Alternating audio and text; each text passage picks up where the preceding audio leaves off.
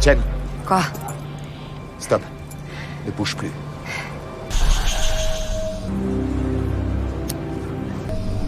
Chen. Quelle est la procédure à suivre dans ce cas de figure? Quoi? On se concentre.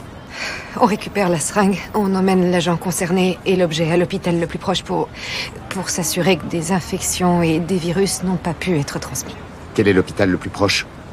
Le Shaw Memorial. Tous deux se précipitent à l'hôpital. Mais l'infirmière de l'accueil est nouvelle. Elle traite l'officier comme un patient ordinaire. Tim signale immédiatement le risque. Selon le protocole, un policier doit être pris en charge immédiatement, pour éviter que la situation ne s'aggrave. Pendant la longue attente, Lucy commence à paniquer. Son téléphone n'affiche que des résultats sur l'infection au VIH ou à l'hépatite. Tim lui arrache le téléphone des mains. Il lui dit que la peur ne changera pas le résultat. Être policier signifie que tu ne risques pas seulement ta vie, tu risques aussi ta santé. Après avoir entendu cela, Lucy décide d'aller aux toilettes, pour se calmer. Mais le destin en a décidé autrement. Elle rencontre une femme en pleine crise. La femme dit que son frère a eu un accident de voiture et a été déclaré en mort cérébrale. Elle ne supporte pas l'idée qu'il soit maintenu en vie par des machines. Elle dit qu'elle va mettre fin à sa souffrance elle-même. Elle tient une seringue remplie de javel. Lucy n'hésite pas une seconde. Elle dégaine immédiatement son tasé et ordonne à la femme de s'arrêter, car ce qu'elle s'apprête à faire est considéré comme un meurtre aux yeux de la loi. Pendant la confrontation, la femme devient hystérique et refuse de coopérer. Lucy l'abat avec son tasé. Une fois la situation maîtrisée, le médecin arrive enfin avec les résultats de Lucy. Les résultats initiaux de vos analyses sont négatifs en ce qui concerne d'éventuelles infections virales, telles que le VIH et l'hépatite.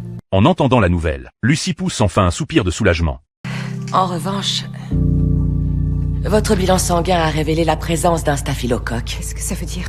Il faut qu'on vous injecte des antibiotiques par voie intraveineuse sans plus tarder. Certaines souches de staphylocoque sont résistantes aux médicaments. On doit donc surveiller la plaie pour éviter qu'un abcès se forme.